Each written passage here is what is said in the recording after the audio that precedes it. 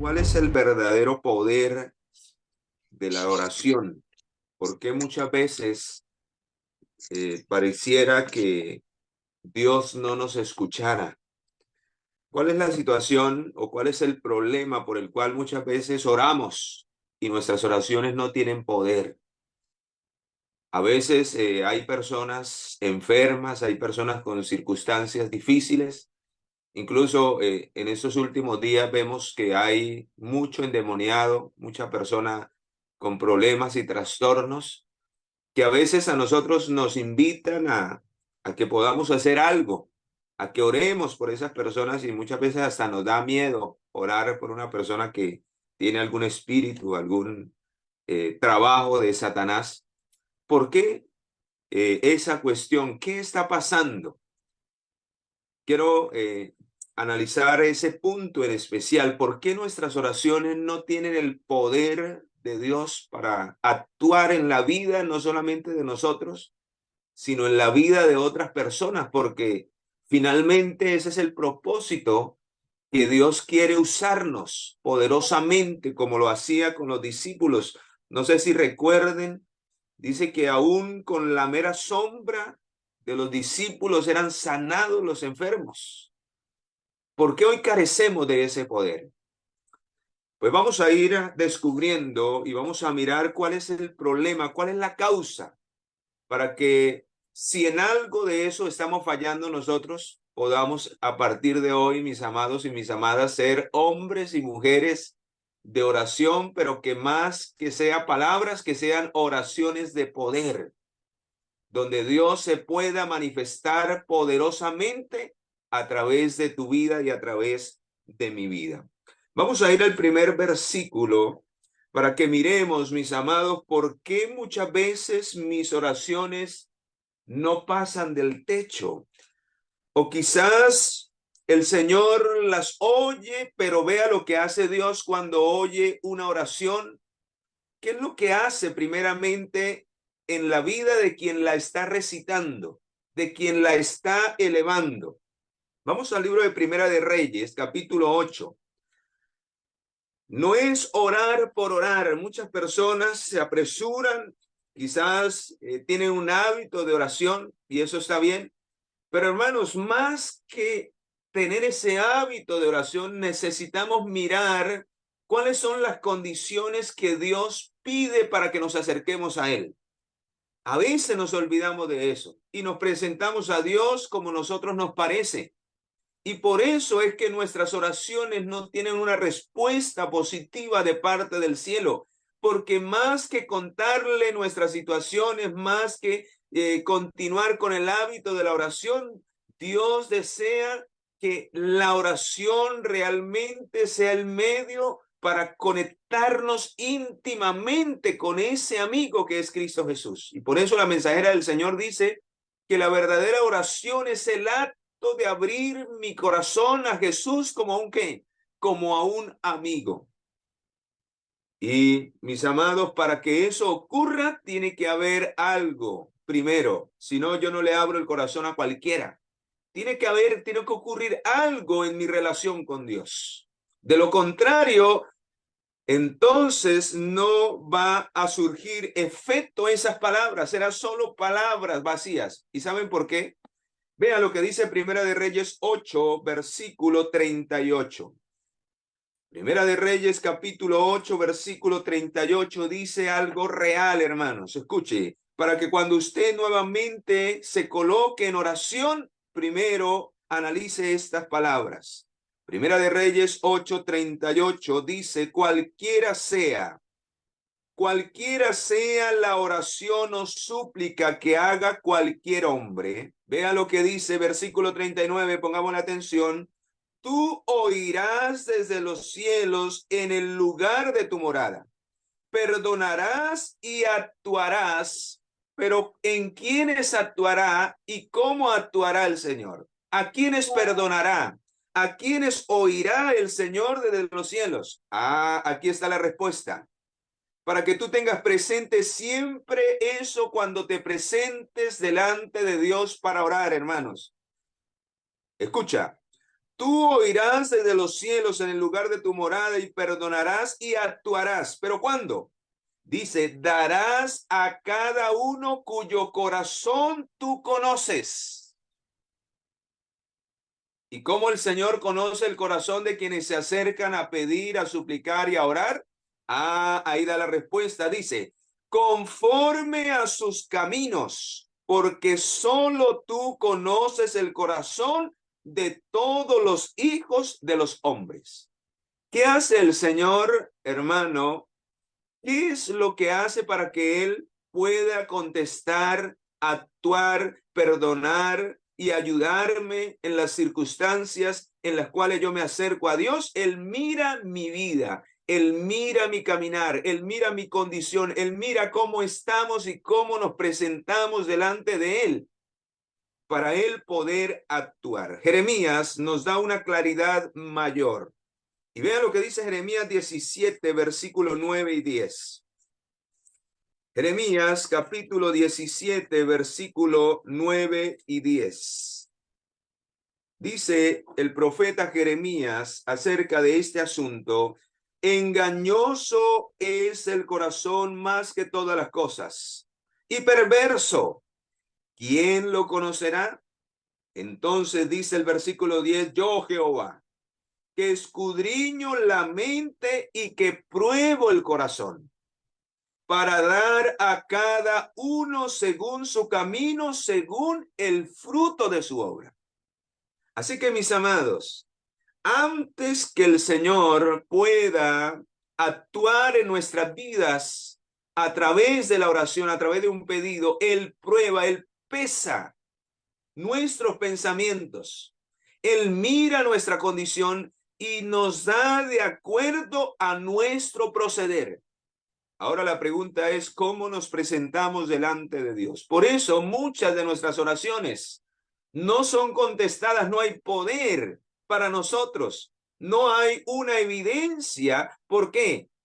Porque, mis amados, nos presentamos como nosotros queremos.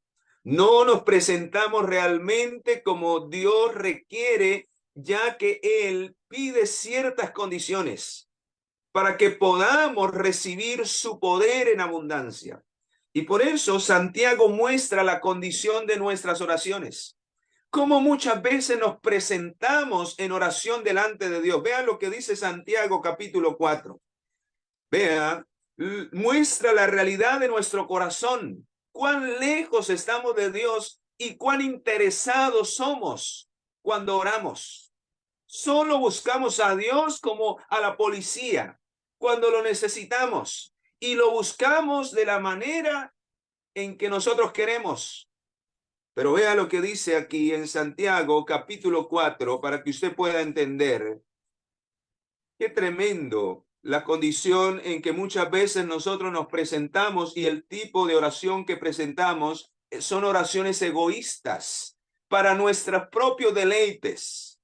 Dice, codiciáis y no tenéis, matáis y ardéis de envidia. Y con esa codicia y con esa envidia nos acercamos delante de Dios para decirle, Señor, dame más. Señor, bendíceme en esto. Señor, voy a emprender esto. Pero mi corazón está lleno de codicia, lleno de envidia, lleno de egoísmo. Pido solamente para tener más. ¿Y para qué? Dice, combatís y lucháis, pero no tenéis lo que deseáis porque no pedís. Pero pedís, pero no recibís porque pedís mal para gastar en vuestros deleites.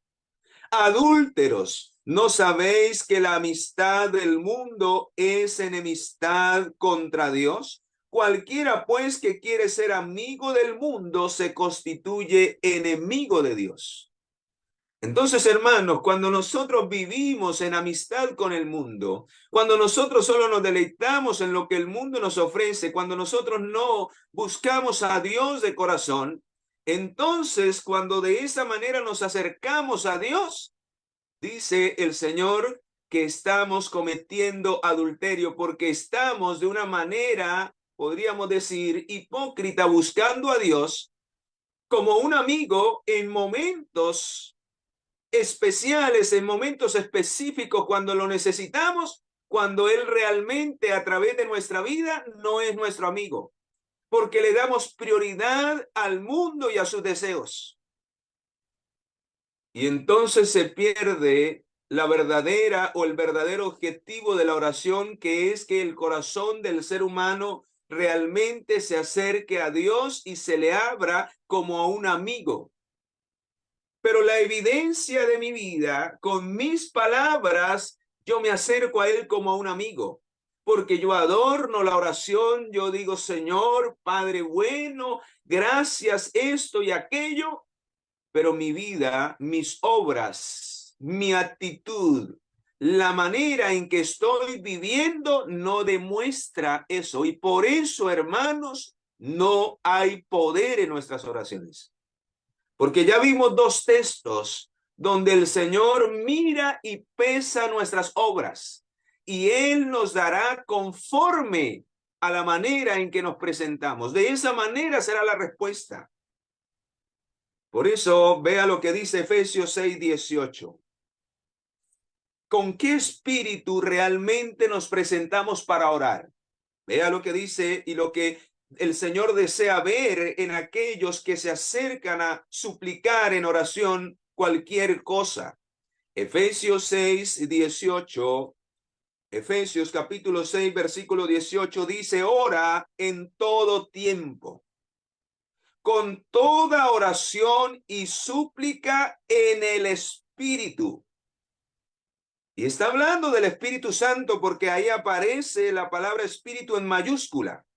O sea, ¿en qué espíritu debe presentarse aquel que suplica la bendición de Dios? En el Espíritu Santo. O sea, si se acerca al Espíritu Santo es porque vive conforme al Espíritu, no vive en los deseos de su carne. ¿Qué pasa si yo no me presento en el Espíritu? Significa que no estoy viviendo conforme a la voluntad de Dios. Porque el Señor dice en el libro de Romanos 8, 1 y 2, dice que no hay ninguna condenación para los que están en Cristo, porque no andan conforme a la carne, sino conforme a ¿qué? Al Espíritu Santo.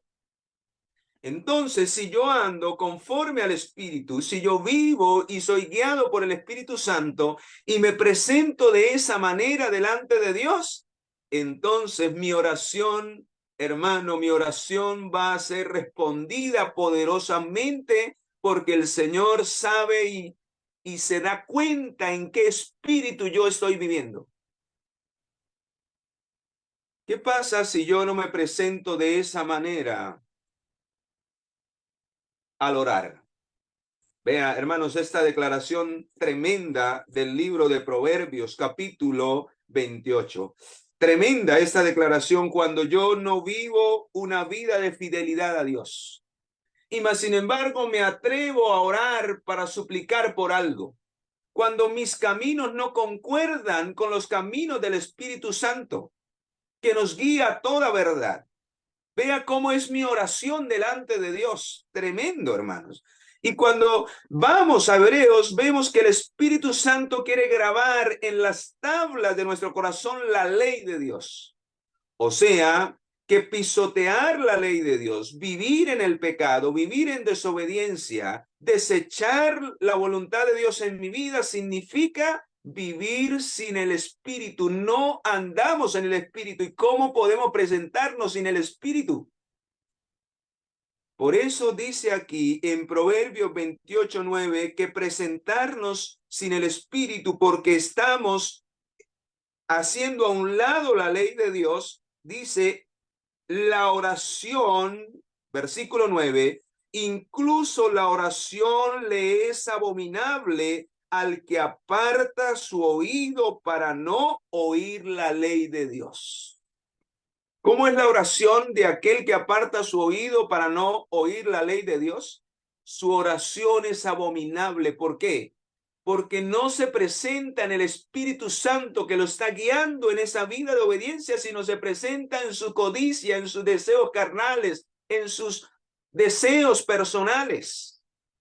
Tremendo, mis amados. Y aún así queremos que Dios nos escuche. Y vean la evidencia mayor, versículo 13. Por eso es que nuestras oraciones no prosperan. No hay poder en ellas. ¿Por qué? Porque el que encubre su pecado no prosperará. Pero el que los confiesa y se aparta de ellos, ¿alcanzará qué? Alcanzará misericordia. Entonces la respuesta de Dios vendrá con poder sobre tu vida y sobre mi vida. Vea cómo está Dios desde el cielo mirando a quienes elevan oraciones a Él. Primera de Pedro 3:12. Para que usted vea, mis amados, que Dios está atento, pero vea quiénes son los que realmente el Señor responde con poder. Primera de Pedro capítulo 3, versículo 12. Primera de Pedro capítulo 3, versículo 12 dice: porque los ojos del Señor están sobre los justos. ¿Quiénes son los justos? Los que le agradan, los que hacen su voluntad, los que temen a Dios y le dan gloria, los que no apartan su oído para oír y obedecer la ley de Dios, los que andan en el Espíritu. Los ojos de Jehová están sobre esos justos. Y sus oídos, escucha, no solamente sus ojos, sino cuando ellos hablan, cuando ellos piden, cuando ellos oran, dice, y sus oídos atento a sus oraciones. Gloria al Señor. Pero el rostro, cuidado hermanos, pero el rostro del Señor está contra aquellos que hacen el mal. Hermanos, si usted es un instrumento del enemigo para hacerle el mal a sus hermanos, si usted es de aquello que pisotea la ley de Dios porque tiene odio, rencilla, envidia con sus hermanos, hermano querido, déjeme decirle en el nombre del Señor que si usted y yo no nos arrepentimos, no confesamos esos pecados, no nos apartamos de ello, el Señor no volverá su rostro sobre nosotros y nuestras oraciones serán abominables. No las querrá escuchar el Señor. Tremendo, mis amados. Tremendo. Vea, cuando mi oración tiene poder, ¿cuándo voy a recibir poder? Segunda de Crónicas 16:9. Segunda de Crónicas capítulo 16 versículo 9. Segunda de Crónicas 16:9. Dice, y aparece la misma frase del versículo anterior. O sea que se refiere a lo mismo. Él está atento para mirar a quién es que va a manifestar su poder. No a todos. Y vea la misma característica. En el Antiguo y en el Nuevo dice, porque los ojos de Jehová contemplan toda la tierra. ¿Y para qué le está mirando toda la tierra? Ah, vea lo que dice. Para mostrar su poder. Extraordinario, hermanos. ¿Quiere usted el poder de Dios? Dice, a favor de los que tienen un corazón perfecto para con Él. Alabado sea el Señor. ¿Tenemos ese corazón? Nos presentamos en oración con ese corazón y aún si no lo tiene, ¿estás dispuesto a tener ese corazón para que el poder de Dios en tus oraciones se manifieste? Hermanos, hay mucha necesidad a nuestro alrededor, pero los primeros necesitados somos nosotros.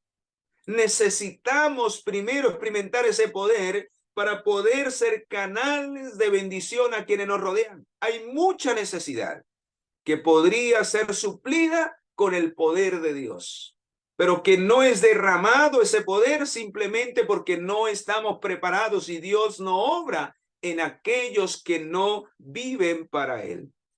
Ahora, ¿qué debemos hacer, hermanos? Aquí viene la respuesta en este estudio. ¿Qué debemos hacer para que nuestras oraciones tengan ese poder y reciban ese poder de Dios? Primero, vamos a ir a Segunda de Crónicas, allí mismo. Segunda de Crónicas 7:14. ¿Qué debemos hacer en primer lugar? Y hay un texto bastante conocido que trae una respuesta muy completa. ¿Qué debes hacer, hermano, cuando te acerques a orar al Señor? Segunda de Crónicas, capítulo 7, versículo 14. El Señor lo dijo hace muchos años atrás. Y qué triste que nosotros lo olvidemos cada vez que nos presentamos delante de Dios. Dice, si se humilla mi pueblo, ¿qué debemos hacer, hermanos? En primer lugar, humillarnos, bajarle al orgullo, despojarnos de la arrogancia, de la altivez, humillarnos, presentarnos a Dios con un corazón contrito y humillado. Si se humilla mi pueblo sobre el cual mi nombre es invocado, o sea, antes de invocar el nombre de Dios en la oración, debe haber una humillación. Y para que haya una humillación debe de haber un escudriñamiento del corazón, mirar cómo estoy delante de Dios. Si no, yo no me voy a humillar. Entonces el Espíritu Santo no me va a convencer de mi condición para humillarme. ¿Y qué más? ¿Qué más pide? Dice, sobre el cual mi nombre es invocado y oran. Entonces, primero humillarnos, orar, y buscan mi rostro y se convierten de sus malos caminos, porque quizás oramos, pedimos y aparentemente nos humillamos y quizás algunos lloran y se descargan y piden perdón, pero son lágrimas de cocodrilo. ¿Saben por qué? Porque no se cumple la siguiente parte de lo que Dios pide en ese texto. Y se convirtieren de sus malos caminos. ¿Qué pasa luego de que oramos? Al siguiente día, hermanos, seguimos lo mismo. Seguimos lo mismo de rebeldes. Seguimos actuando de la misma manera. No hay un cambio en mi vida. No le permito al Señor que cambie la dirección de mis caminos. Y por eso ya el Señor conoce nuestra condición. Y el Señor ya sabe la clase de hijos que somos. Y por eso a cada uno le dará según como sea de sincero delante de su presencia, porque ya Dios te conoce y ya Dios me conoce. Ya el Señor sabe si sus lágrimas son de cocodrilo o en realidad son lágrimas genuinas que vienen como resultado de una verdadera humillación y reconocimiento del pecado. Y se convirtieren de sus malos caminos, entonces yo oiré desde los cielos, perdonaré su pecado y sanaré la tierra. Hay sanidad, bendición y perdón. ¿Te gustaría recibir eso, hermano, hermana? Pues necesitas más que llorar en la oración, más que hablar en la oración, más que descargarte en la oración. Necesitas que cuando te levantes de la oración puedas vivir la experiencia de lo que le has pedido a Dios. Puedas vivir esa experiencia con Dios, de que el Señor pueda convertir tu camino, pueda arreglar tu vida y tú realmente vivas para Él y para su gloria. Isaías 66:2. Isaías 66:2, vea lo que dice. Isaías capítulo 66, versículo 2. Hermanos, de muchas maneras el Señor lo ha dicho. ¿Cuáles son las condiciones para que ese poder sea nuestro? Vea lo que dice ahí. Lo mismo, pero en otras palabras. Entonces, dice 66:2, mi mano hizo todas las cosas, así todas ellas llegaron a ser, dice Jehová, pero yo miraré. ¿A quién es el que mira? ¿A quién es el que escucha? Dice, yo miraré al que es pobre y humilde de espíritu. Y no solamente se presenta humillado y derrama su corazón, sino que tiembla ante mi palabra. Hermanos, a veces nosotros somos expertos en lo primero. Y a veces el diablo nos engaña de esa manera porque cuando no temblamos ante su palabra y no cambiamos nuestros caminos, ese arrepentimiento no es genuino. El arrepentimiento que nos lleve a un cambio, a una transformación, sí es genuino. ¿Por qué? Porque le permitimos al Espíritu que obre en nuestra vida. Mateo capítulo 17 nos muestra un caso especial. Por el tiempo, voy a leer los últimos versículos. Vean lo que dice Mateo 17. Se le presentó un caso a los discípulos. Había una necesidad, un endemoniado. Se lo trajeron a los discípulos. Y ninguno fue capaz de expulsar ese endemoniado. ¿Por qué? Porque no tenían el poder. No tenían el poder de Dios, hermanos. Y cuando no tenemos el poder de Dios, por más que oremos, nuestras oraciones, hermanos, no tienen sentido. no son constituidas y no son recibidas para derramar el poder de Dios. Y vea lo que dice San Mateo 17, del 15 en adelante encontramos el caso, pero quiero referir lo que dice el Jesús en el 17, generación incrédula y perversa, ¿hasta cuándo he de estar con vosotros? ¿Hasta cuándo he de soportarlo? Y le dijo, tráiganmelo. Entonces Jesús reprendió al demonio y salió del muchacho. ¿Y por qué salió del muchacho a la reprensión de Jesús? Vea lo que dice. Y le preguntaron sus discípulos, ¿por qué no pudimos echarlo? ¿Y qué les dijo Jesús? Dice, por vuestra poca fe. Por vuestra poca fe. Y hermanos, ¿saben cuál es el problema de nosotros también? La poca fe. Porque no tenemos una fe poderosa. ¿Y por qué no tenemos una fe poderosa? Porque la fe que muchas veces nosotros profesamos no es una fe que obra por amor. Y por eso no hay poder, porque las obras, la vida que llevamos, no está en concordancia con la fe que profesamos. Y por eso no hay poder, porque no creemos realmente a la palabra de Dios. ¿Y cuál es la evidencia? De que vivimos en desarmonía con lo que Dios nos pide que hagamos en obediencia. Por eso no hay poder y por eso nos presentamos con nuestro yo. Por eso el Señor dijo en San Juan 15, vamos allí rápidamente, San Juan 15, 7, vea, ¿cuándo hay poder? Cuando nuestras obras muestran que nuestra fe es poderosa, es genuina. Cuando nuestras obras demuestran que realmente permanecemos en Jesús. Entonces, ¿qué dice Jesús? Si permanecéis en mí y mis palabras permanecen en vosotros, pedid todo lo que querráis y os será ¿qué? Y os será hecho.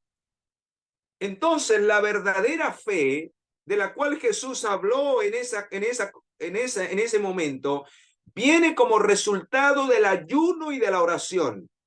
Y ese ayuno y oración debe llevarnos a Cristo para que en Él podamos conocer cuál es la voluntad para nuestra vida. Y caminando en su voluntad, podemos reclamar todas las bendiciones y os serán hechas. Vean, hermanos, escucha lo que dice la mensajera del Señor en Ministerio de Curación, página 173.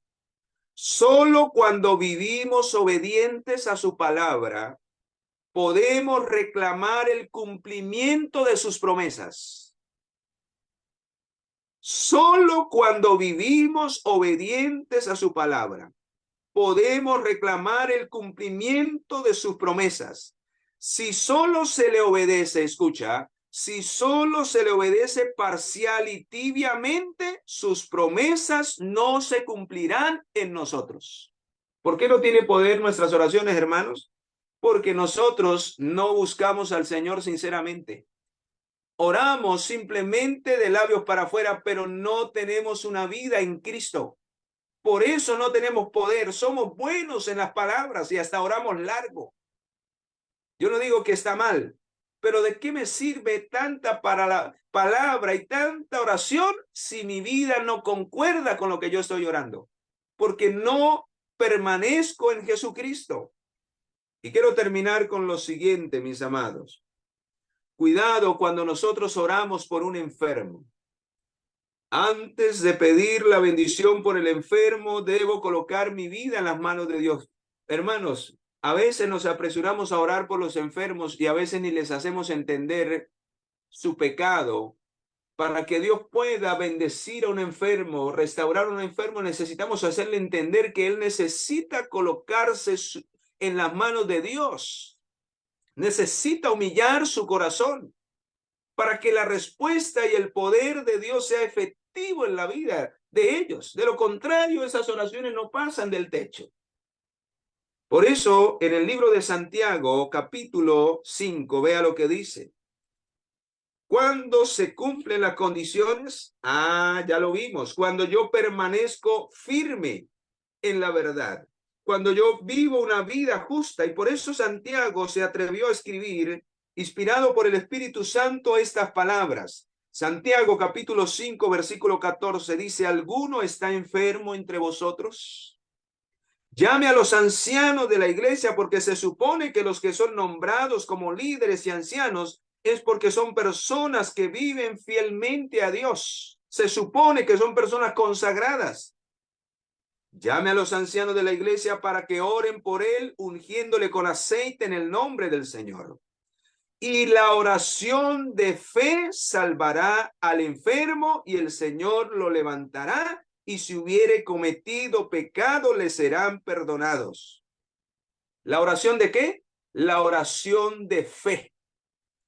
¿Y quién es el que debe tener esa fe?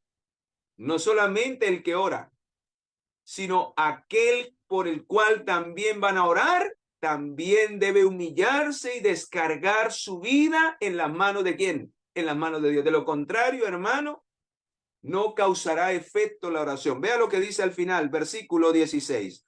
Confesaos vuestras ofensas unos a otros y orad los unos por los otros para que seáis sanados. La oración eficaz del justo puede mucho. O sea, hermano, no es orar por un enfermo. Usted no se apresura a orar por una persona enferma si en primer lugar usted no está bien con Dios. Y si en segundo lugar usted no le hace caer en cuenta al enfermo que debe colocar su vida en armonía con la voluntad de Dios. Entonces, si hay algo en mi corazón, si hay algo en el corazón del enfermo, debe ser confesado. O de lo contrario, la oración no tendrá poder. Por eso dice al final que si hacemos eso, la oración eficaz del justo será con poder, y entonces recibiremos la bendición de Dios. Hermanos queridos, hermanas queridas, ¿queremos vivir esa vida de poder? Pues necesitamos hacer lo que el Señor hoy nos ha enseñado, y entonces estaremos tranquilos. Recuerde esto último que quiero compartir antes de orar. Hermanos, la oración, más que dar por entendido lo que necesitamos, la oración es el acto, es la manera en que nosotros mostramos nuestra dependencia a Dios. Aquel que no vive una vida de oración es aquel que no ha aprendido a depender de Dios. Por eso no podemos buscar a Dios en las emergencias nada más. El apóstol Pablo dijo: orad sin qué, orad sin cesar. Significa que la vida de oración es una vida de dependencia de Dios. Quien no ora con un corazón contrito y humillado es porque no depende de Dios. Y cuando dependemos de Dios, se cumplen las palabras del apóstol cuando él dijo: cuando yo me siento más débil, más fuerte soy, porque el poder de Dios se manifiesta en la debilidad. ¿Y cuando mostramos que somos débiles y dependientes del Señor? Cuando vivimos una vida de comunión, de entrega, de humillación, para decir: Señor, hágase tu voluntad en mi vida. ¿Te gustaría vivir esa experiencia con Dios si no la estás viviendo? ¿Te gustaría hacer de tus oraciones realmente un encuentro especial con aquel que es la fuente de poder, para que tu vida cada día realmente dependa de él y puedas estar tranquilo y tranquila, que cuando algo no viene, que cuando algo no llega, es porque es por su voluntad y llegará en el tiempo de él? Pues si así lo desea, vamos a orar y vamos a pedirle al Señor que nos ayude a vivir esa experiencia. Gracias, Padre misericordioso, con humildad nos acercamos a tu presencia para agradecerte en primer lugar, oh Dios, por concedernos el don de la vida, porque tu palabra dice que mientras hay vida, habrá misericordia para nosotros. Y aquí estamos, Señor, en oración, unidos en nuestros corazones. Y hemos aprendido hoy la importancia de presentarnos de la manera que tú pides, para que nuestras oraciones puedan ser aceptadas en el trono de tu gracia y podamos alcanzar misericordia de parte de ti. Señor, perdónanos, porque hasta este momento quizás no hemos hecho tu voluntad en muchas áreas de nuestra vida. Y queremos que al terminar esta oración, tú puedas levantarnos del lodo del pecado, del lodo de la desobediencia, para que nuestros caminos torcidos puedan ser enderezados y tú puedas derramar finalmente tu bendición, tu perdón y tu misericordia sobre todos los que en esta hora nos unimos en este pedido especial. Tú has escuchado, Señor, son muchos nombres, pero tú has escuchado cómo nuestra hermana Donna los ha pronunciado.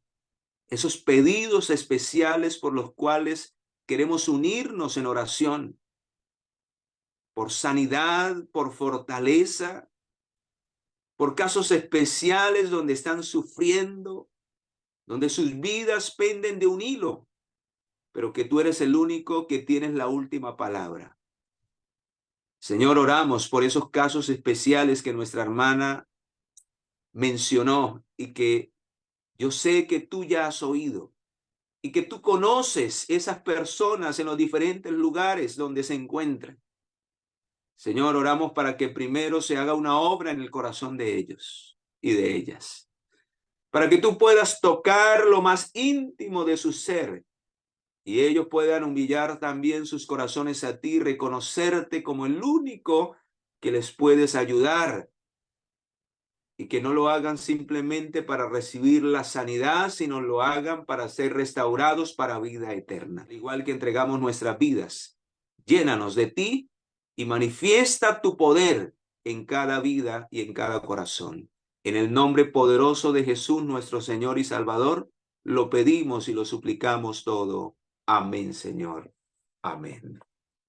Que Dios Amén. les bendiga, mis amados. Amén.